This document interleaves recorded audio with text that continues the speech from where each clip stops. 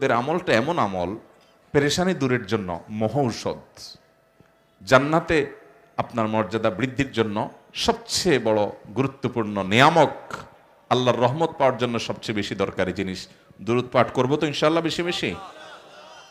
দুরূদ পাঠ সবসময় করবেন, কিন্তু জুমাবার শুক্রবার আসলে সবচেয়ে বেশি পরিমাণে যেটা করবেন সেটার নাম কি খেয়াল রাখবেন তো ইনশাআল্লাহ। দুরূদ পাঠের এই আমলটা এত গুরুত্বপূর্ণ, এত মর্যাদাপূর্ণ যে এই আমলটা যেন আমরা বেশি বেশি করে করতে পারি।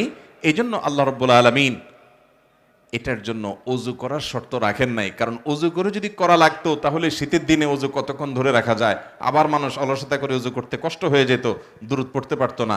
যে আমল সবচেয়ে বেশি গুরুত্বপূর্ণ ওইটা করাটা, অর্থাৎ যেটা পরিমাণে বেশি হওয়া দরকার ওইটা করাটা তত সহজ করে দেন আল্লাহ তাআলা। দুরূদের আমলটা পরিমাণে অনেক বেশি করতে হবে, আর এত বেশি বার ওযু করাও কঠিন হয়ে যাবে। এই জন্য এই আমলটা আল্লাহর জিকির, সাধারণ জিকির এবং দুরূদ, এগুলোর জন্য ওযুর শর্ত নাই, বিনা ওযুতেও করা।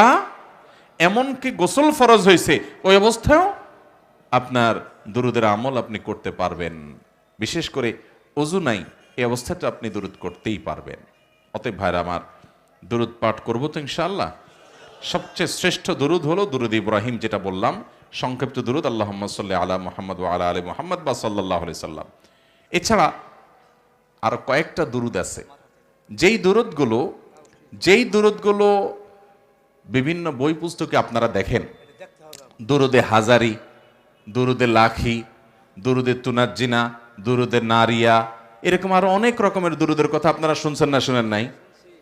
এই দুরুদগুলো নবী করিম সাল্লাল্লাহু আলাইহি সাল্লামের কোনো হাদিসে বর্ণিত হয় নাই। এই জাতীয় আরো যত দুরুদ আছে, এগুলোর অর্থের মধ্যে যদি কোনো শিরকপূর্ণ কিছু না থাকে, এগুলোর অর্থের মধ্যে যদি আপত্তিকর খারাপ কিছু না থাকে, দুরুদের মূল জিনিসটা হলো নবী সাল্লাল্লাহু আলাইহি সাল্লাম তার পরিবার এবং সাহাবীদের জন্য দোয়া, সেটা যদি থাকে তাহলে এরকম মানুষের বানানো দুরূদ পড়া যেতে পারে। কিন্তু উত্তম হলো নবী সাল্লাল্লাহু আলাইহি সাল্লামের শেখানোটা। কথা কি বুঝাতে পারছি?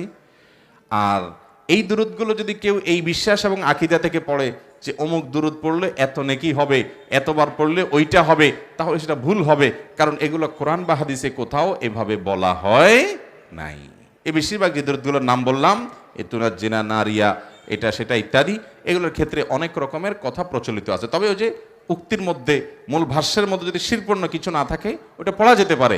কিন্তু এই বিশ্বাস থেকে যদি কেউ পড়ে যে এটা এতবার পড়লে এটাই হবে, অতবার পড়লে ওই সওয়াব হবে, তাহলে এই ব্যাপারে কোরআন হাদিস যদি না বলে, তাহলে সওয়াব নির্দিষ্ট করার ঠিকাদারি আল্লাহ তাআলা দুনিয়াতে আর কাউকে দেন নাই। নবী বা রাসূল তাদের কাছে ওহী আসে, আপনি কিভাবে জানলেন?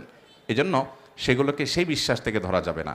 অতএব শুক্রবারে দুরূদের আমলটা বেশি বেশি করব, চলতে ফিরতে, উঠতে বসতে, শুয়ে শুয়ে আল্লাহুম্মা সাল্লি আলা মুহাম্মদ ওয়া আলা আলি মুহাম্মদ চেষ্টা করব তো ইনশাআল্লাহ। পরিবারকে সবাইকে স্মরণ করাই দিব যে জুমাবার শুরু হয়ে গেছে, আমল শুরু হয়ে যাক। আল্লাহ আমাদের সবাইকে আমলের তৌফিক দান করুন। আমল নম্বর 2, জুমাবারের ফজরের নামাজ জামাতের সাথে পুরুষরা আদায় করা। এটা হলো আল্লাহর জমিনে যত নামাজ আছে এর মধ্যে সবচাইতে মর্যাদাপূর্ণ এবং শ্রেষ্ঠ নামাজ। নবী করিম সাল্লাল্লাহু আলাইহি সাল্লাম বলেছেন, আফদালুস সালাওয়াতি সালাতুল ফজরি ইয়াউমাল জুমআতি মাআল জামাআহ। অর্থাৎ যত নামাজ আছে এর মধ্যে সবচেয়ে উত্তম নামাজ, শ্রেষ্ঠ নামাজ হলো জুমার দিনে অর্থাৎ শুক্রবারে ফজরের নামাজ পুরুষদের জন্য জামাতের সাথে আদায় করা। এটা হলো সবচেয়ে শ্রেষ্ঠ নামাজ। অতএব অন্য সব দিন 5 ওয়াক্ত নামাজ তো পড়তেই হবে, ফজরের নামাজের গুরুত্ব বিশেষ কারণে গুরুত্বপূর্ণ। কারণ মুনাফিকদের জন্য, যারা আল্লাহর খাতায় মুসলমান না, দুনিয়াতে মানুষ মুসলমান জানে, এই ভয়াবহ মার্কা এবং এই ভয়াবহ অপরাধের অপরাধী বা এই টাইপের মানুষগুলোর একটা বড় মার্কা হলো যে তাদের জন্য ফজরের নামাজ পড়াটা অনেক কষ্টকর হয়ে যায়। অন্যগুলা টেনে টেনে পড়লেও ফজর নামাজ পড়তে পারে না। অতএব একজন ইমানদার হিসেবে আপনাকে চ্যালেঞ্জ নিতে হবে যে ফজরের নামাজ কোন অবস্থাতে আমার ছাড়া যাবে, যেভাবেই হোক ফজর আমাকে পড়তেই হবে। ভাইরা আমার, এই ফজরের নামাজের মধ্যে আবার সবচেয়ে গুরুত্বপূর্ণ ফজরের নামাজ হলো জুমার দিনের ফজরের নামাজ। এটা বিশেষ করে জামাতের সাথে। মা বোনরা বাসায় পড়বেন, তাদের মধ্যে তামান্না থাকবে আল্লাহ আমাকে পুরুষ করলে আমিও এটা করতাম, আল্লাহ তাআলা তাদেরকেও সওয়াব দিবেন। তারা তাদের স্বামীদেরকে, সন্তানদেরকে, ভাইদেরকে, পরিবারের পুরুষদেরকে উঠায় মসজিদে পাঠায় দিবেন। তাদেরকে ফজিলত শোনায় দিবেন, বৃহস্পতিবার রাত্রে শোয়ার সময় মনে করায় দিবেন, শুক্রবারে ফজরের আগে আগে উঠায় দিবেন, তাদেরকে বের হতে সাহায্য করবেন। তাহলে সেক্ষেত্রে আদাল্লো ইলাল খাইরি কাফাইলিহি, ভালো কাজের পথ দেখাইছেন, সেই হিসাবে সে আজর এবং বিনিময় লাভ করবেন ইনশাআল্লাহ। তাহলে ভাইরা আমার, এই আমলটা যেন কোনোভাবে না ছুটে, এই চ্যালেঞ্জটা আমাদেরকে নিতে হবে। আপনি যদি একটা সমাজের ক্রিম মুসল্লি দেখতে চান, একটা এলাকার এ ক্লাসের, আফার ক্লাসের ভিআইপি মুসল্লি, আল্লাহর কাছে যারা ভিআইপি, এরকম মুসল্লি দেখতে চান, পুরো এলাকার মধ্যে সবচাইতে উঁচু দরের ইমানদার দেখতে চান, তাহলে ওই এলাকার ফজরের নামাজের সময় মসজিদে চলে যান।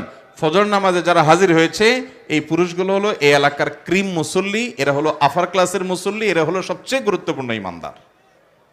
কথা কি বুঝাতে পারছি?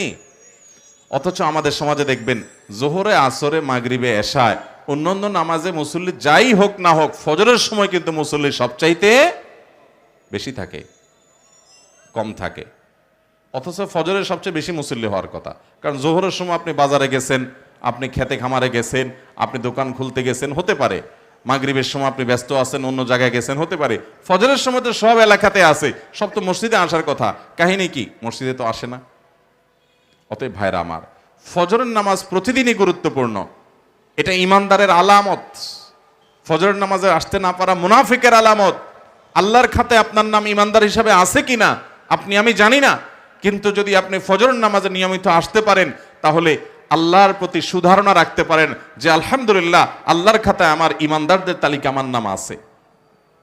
আমি শুধু নিজেকে মুসলমান দাবি করলে হবে না, আল্লাহর খাতে সেটা গ্রহণযোগ্য হবে, প্রমাণিত হবে আমার কর্ম দ্বারায়। তার মধ্যে থেকে অনেক কর্মের মধ্যে একটা কর্ম হলো ফজরের নামাজে উপস্থিত হতে পারা।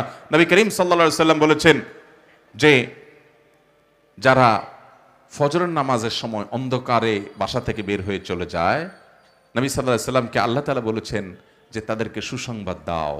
কিসের সুসংবাদ? কিয়ামতের ভয়াবহতম দিনে অন্ধকার, গুটগুটে অন্ধকারের আযাব যখন হবে, এই লোকগুলোকে আল্লাহ তাআলা আলো দিবেন, বিশেষ আলো তারা উপভোগ করবে, তাদের অন্ধকারের কষ্ট করতে হবে না, বিদঘুটে অন্ধকারের মধ্যে তারা হাহাকার এবং চিৎকার করবে না। আল্লাহ তাআলা তাদেরকে আলো দিবেন। দুনিয়াতে যারা ফজরের অন্ধকার ভেদ করে মসজিদে চলে যায়, যাবো তো ইনশাআল্লাহ। মনে রাখবেন, ফজরে উপস্থিত হতে না পারা অলস মানুষের আলামত। কিসের আলামত? অলস। ঘুমের সঙ্গে সংগ্রাম করে যে উঠতে পারে না, আরামের ঘুম যে ত্যাগ করতে পারে না, একটু কম্বল যে ছাড়তে পারে না, একটু পানি ঠান্ডা সেটাতে হাত দেওয়ার মতো সৎসাহস যার নাই, সে জান্নাতে যাওয়ার দাবি করে কোন মুখে? অতএব ফজর নামাজ পড়ার প্রতিজ্ঞা করবো তো ইনশাআল্লাহ। ভাইরা আমার, এর মধ্যে জুমার দিনের ফজরটা সবচেয়ে গুরুত্বপূর্ণ। নবী সাল্লাল্লাহু আলাইহি সাল্লাম বলেছেন, আফদালুস সালাওয়াতি সালাতুল ফজরি মাআল জামাআতি ইয়াউমাল জুমআহ। যত নামাজ আছে এর মধ্যে সবচেয়ে উত্তম নামাজ জুমার দিনে ফজরের নামাজ। এই হাদিস আমরা অনেকে হয়তো আজকে প্রথম শুনে থাকবো, অনেকের হয়তো আগে থেকে জানা আছে। হাদিস আপনি না জানলে কি হয়েছে, ইবলিসই ঠিকই জানে, শয়তানি এই হাদিসটা ঠিকই জানে।